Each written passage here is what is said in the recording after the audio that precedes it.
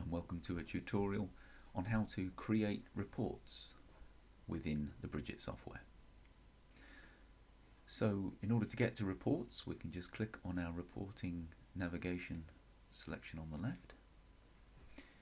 And as you know, as long as you have the security access for it, you'll be able to see all of your different reports divided into these tabs. There's an All Access tab. That's a tab which is assigned to allow all staff members to go into this tab. So any reports that are listed under this All Access tab are reports that everybody will be able to create.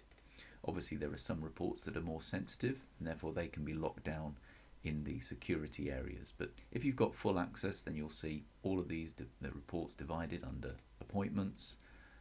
So we've got our treatments, contacts, financial reports, patient-centric reports, reports that are based on staff member activity, and finally we actually have a report designer built into the system. I don't propose to go through that in this tutorial because it's quite complicated, but if you want to be able to build your own reports, then by all means call us and we'll be able to take you through that on how you can either redesign current reports or change them, edit them in some ways, or indeed produce your own reports. So let's look at some common difficulties that people have with reports.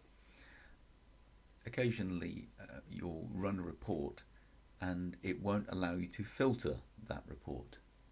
So if I was, for example, to click on this payments received report, I've deliberately taken the filter off, so it's showing me every single payment that's ever been received, which probably wouldn't be ideal. So what we want to be able to do is filter that report. So if you ever click on a report and you find that it's not coming up with a filter dialog, you can easily make sure it comes up with one by selecting Edit Report on the left hand side. So we highlight the report, select Edit Report on the left, and notice we have this display filter dialog before launching the report. So as long as that is ticked, and I now save and close that and I run this, now we can see it comes up with our filter dialog. Now the report filter dialog will allow us to filter based on any data that is found in that particular report. So notice in my payments received report I've got the following fields, and I can filter based on any of these fields. So commonly what we would want to do with a payments received report is filter by payment date. Now depending on what kind of field we select, so this is a date field, we will have an operator. So we have an equals, not equal to, and because it knows it's a date field, it's coming up with greater than, less than, between, etc.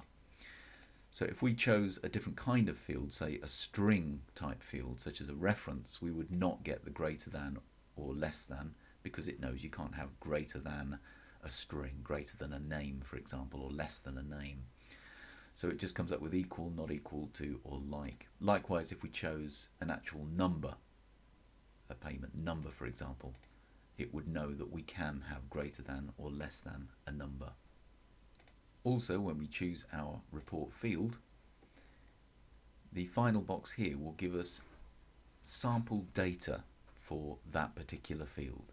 So sometimes people will say, well, I'm putting in my payment date and it's not coming up with many dates, you know, I can't find my latest date. Well, it's not meant to be coming up with every date, for example, that you've ever entered into these fields, but this is showing you the kind of data that it's finding in that particular field, and therefore the kind of data it's expecting you to enter into this box, so we can just manually type something in. So let's choose payment date. Now obviously if you want the report to be based on a single date, then we can say equals to, and then we can physically enter a particular date. So if we were to enter a particular date, press OK, then it will come up with all of the payments that were received on that particular day. Obviously on this day there were no particular payments received. So this brings us to a common mistake which is sometimes made. A person will choose a payment date and they will say equals to, and they will put a particular date into the box.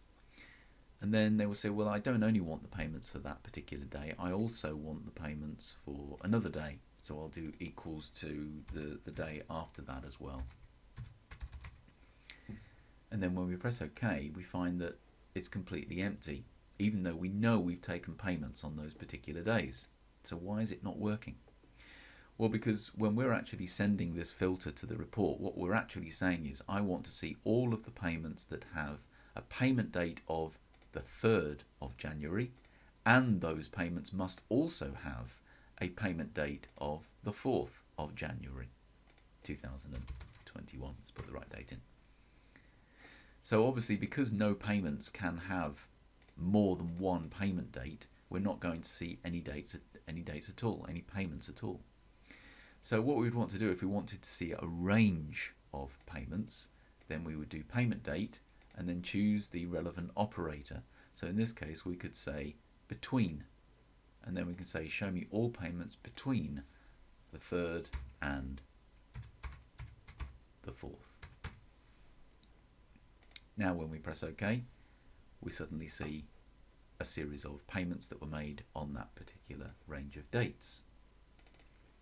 Now notice in our report filter, we can actually filter not by just one field, but by up to 4. So we can continue to enter different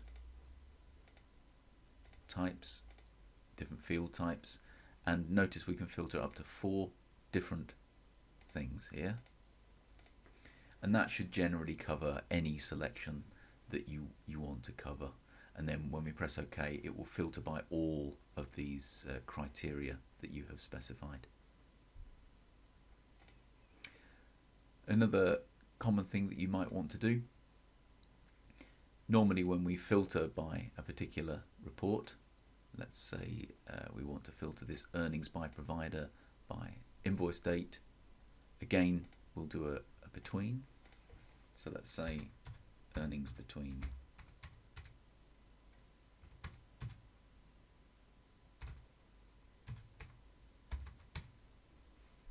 those 2 dates. And then if I press OK, that will give me a list of all of my earnings between those dates, which is fine. So we might not want to see all of the data on this particular field. We might just want to see the summarized information, the totals that appear on a report. And we can do that by running the report, and in the report filter, most reports have this option, only show the summary information where possible. So if we tick that, it will actually break down a list for us and give us only the summary information for that particular report, instead of seeing all of the detail that appears on that report. Each report will also remember how you last filtered that particular report. So if I go back into my earnings by provider report, for example, weeks could have passed by, but it wouldn't matter. It would still remember that the last time I ran this report, I filtered it by this criteria. So all we'd have to do, instead of remembering that we have to choose the invoice date field between, it would remember what we last chose, and then all we need to do is just change the dates or any other criteria that we want to. Again, when we change those and OK, it will remember how we last filtered that report, so we won't have to remember it for the future. So that should give us a brief overview of how to create reports in the system.